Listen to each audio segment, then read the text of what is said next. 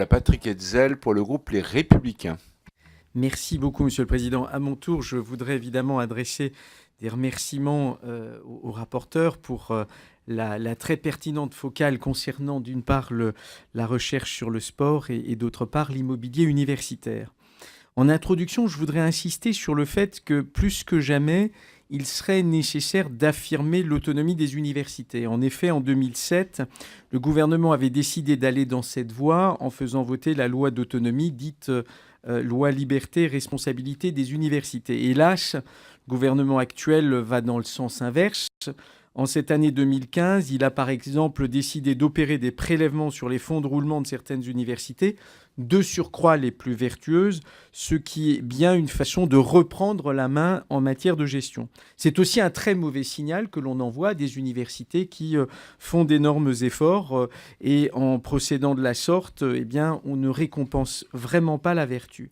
Bien sûr, pour que les universités soient vraiment autonomes, il faut leur donner des moyens de lever des fonds et il faut que l'enseignement supérieur et la recherche soient véritablement considérés comme prioritaires, ce qui n'est hélas pas le cas, contrairement à ce qu'affirme le gouvernement. Comme nous sommes réunis pour parler de budget, venons-en précisément aux questions concernant le budget de l'enseignement supérieur et de la recherche. En effet, je regrette que les chiffres du PLF sont du pur affichage et de la communication.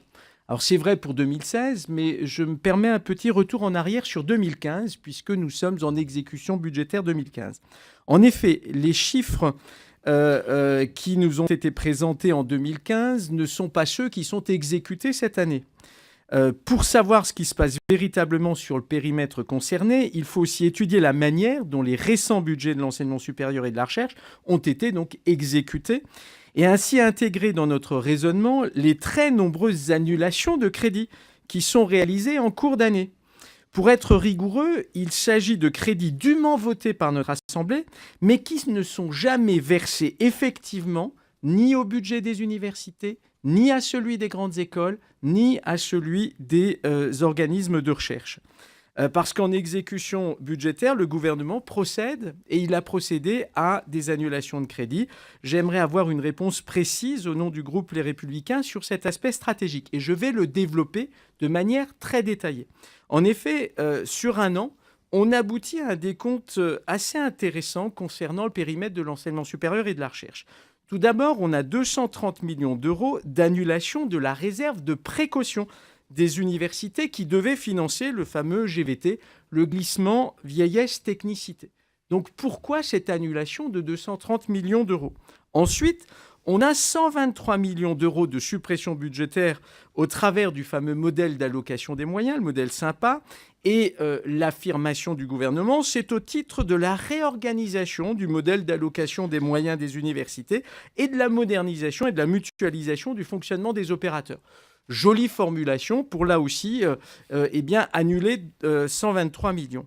On rajoute à cela 90 millions d'euros de coups de rabot de dernière minute passés par l'amendement numéro 267 du gouvernement en loi de finances rectificative, les 100 millions d'euros de prélèvements sur les fonds de roulement.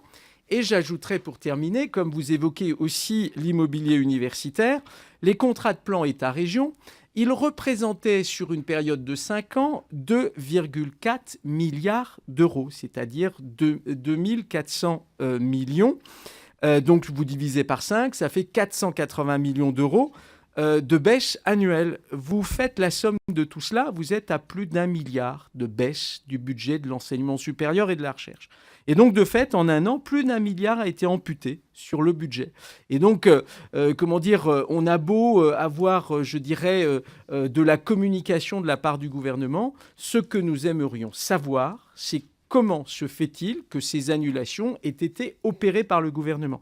Et en fait, ce que l'on constate, c'est qu'il y a un grand écart entre ce que dit le gouvernement et les faits. C'est-à-dire que d'un côté, on nous dit le secteur est stratégique et préservé, cherchez l'erreur. Et je terminerai sur le volet de l'immobilier universitaire. Encore une fois, le processus de la loi liberté et responsabilité des universités est un processus qui avait aussi pour objectif de mettre l'accent sur le transfert, effectivement, de la gestion directe de l'immobilier universitaire par les universités. Vous l'avez évoqué, Madame le rapporteur, dans votre exposé. Vous avez indiqué que 3 universités y ont accédé. Vous avez donné des chiffres en disant que si on allait l'étendre à l'ensemble de nos établissements, cela représenterait pour la mise aux normes 500 millions d'euros et de surcroît 500 millions à financer annuellement. Alors soit, mais encore une fois, ça c'est si on devait l'étendre à l'ensemble des établissements. Le processus qui avait été enclenché, c'est un processus qui était basé sur le volontariat. Encore une fois, c'est quelque chose qui avait été voté par le Parlement et voté par le Parlement par la loi du 10 août 2007.